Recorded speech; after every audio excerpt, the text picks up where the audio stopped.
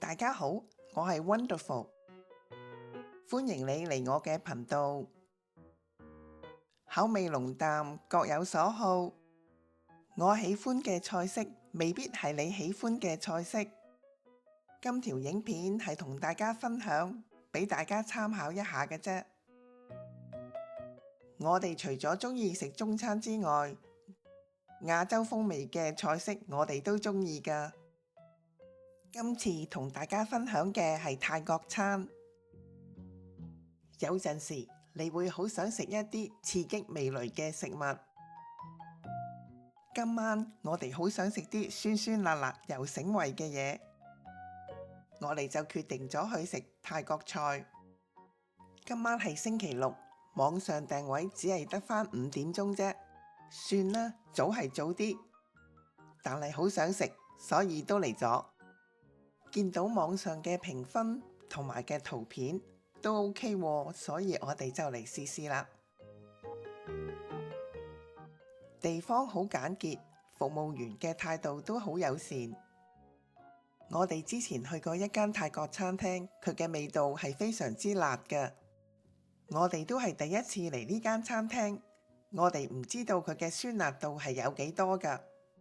餐牌價錢都 OK 嘅，唔係離地嗰種。點咗個有蝦嘅冬陰功湯。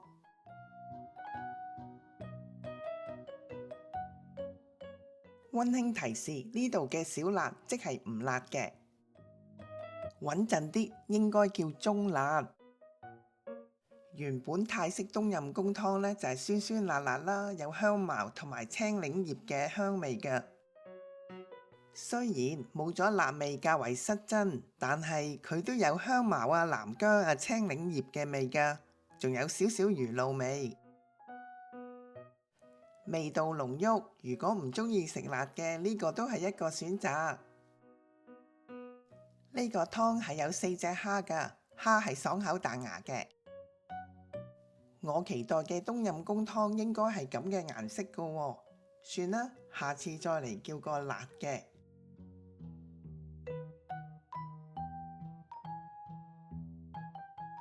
我哋又犯同樣嘅錯誤，又係叫咗小辣，即係唔辣。味道呢就係帶清甜嘅，甜味呢就蓋過咗個酸味，青木瓜絲呢就有少少爽脆。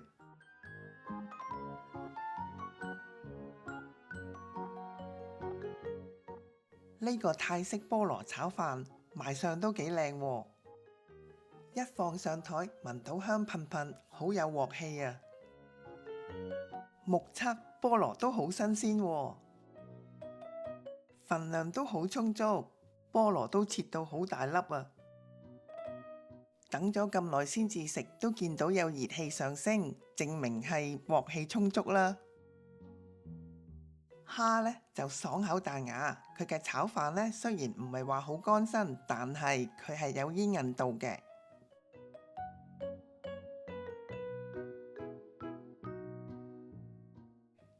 我哋又重複錯誤，又叫咗唔辣嘅，應該係用生抽、老抽再加糖炒成嘅，仲有花生碎。雞肉呢就冇怪味，粉呢就煙韌嘅，佢嘅味道呢就係帶甜嘅，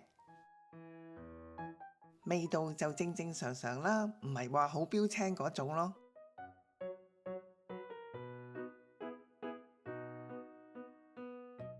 哇，好正啊，好香啊！一放上台就好想即刻食啊！咖喱同埋牛肉都好夠熱啊，飯呢就有啲啲嘅韌度，不過就唔會話好軟腍腍嗰種口感咯。因為揀咗中辣啊，佢嘅味道都好正啊，好味，選擇正確。如果跟住餐牌列出嘅辣度，味道更加刺激味覺，下次試試先。薯仔都好腍啊，好入味啊，青椒都好爽甜，咖喱味好香啊，真係好得啊！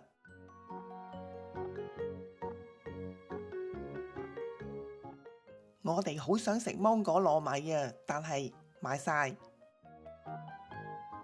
大蛋糕呢都鬆軟嘅，朱古力味呢就唔濃郁啦。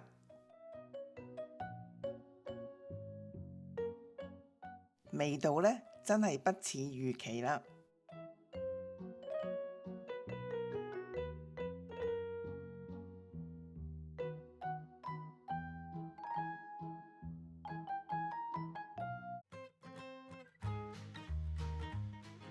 10日之後，我哋又再嚟食過啊！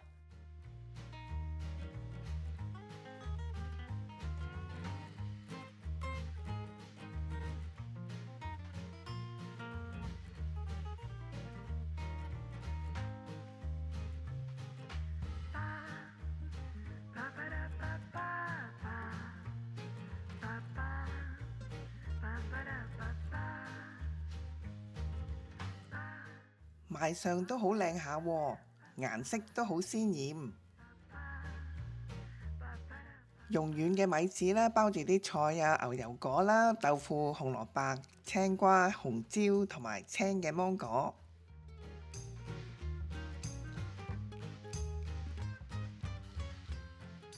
加埋佢哋自家製嘅羅網子醬，甜甜酸酸咁，都幾好味。食材新鮮，味道清新，都好醒胃。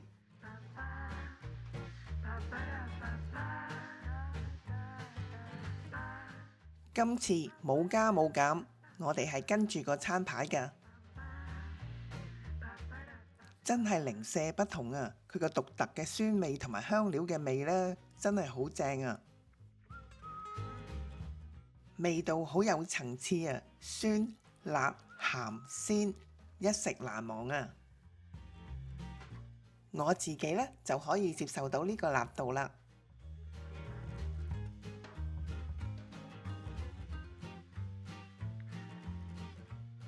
今次叫呢個菠蘿炒飯呢，係中辣嘅，上次嗰個呢係唔辣嘅。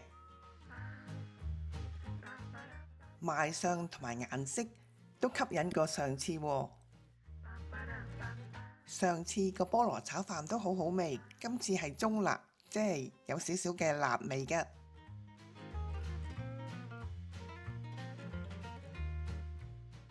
個人覺得辣味就唔係咁突出啦，食到甜味同埋豉油味多一啲啲。證明係新鮮嘅菠蘿。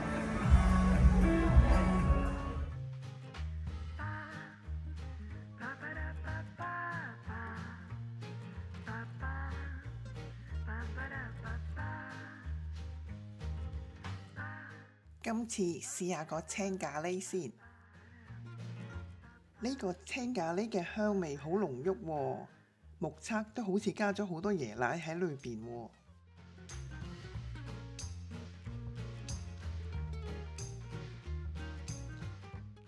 今次嘅飯比較軟綿，我自己就鍾意有韌度嘅飯，少少辣，唔係好辣。辣得嚟帶啲少少甜味，牛肉嘅質感都唔錯㗎，因為佢加咗椰奶，咁啊令到佢嘅辣度呢就溫順咗啲啦。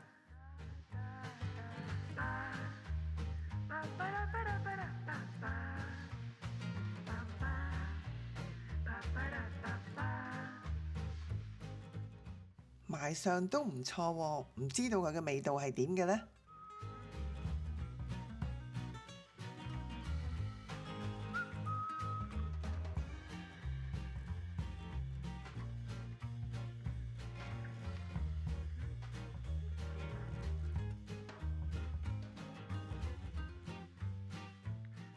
糯米係暖暖地嘅，加埋佢好軟糯。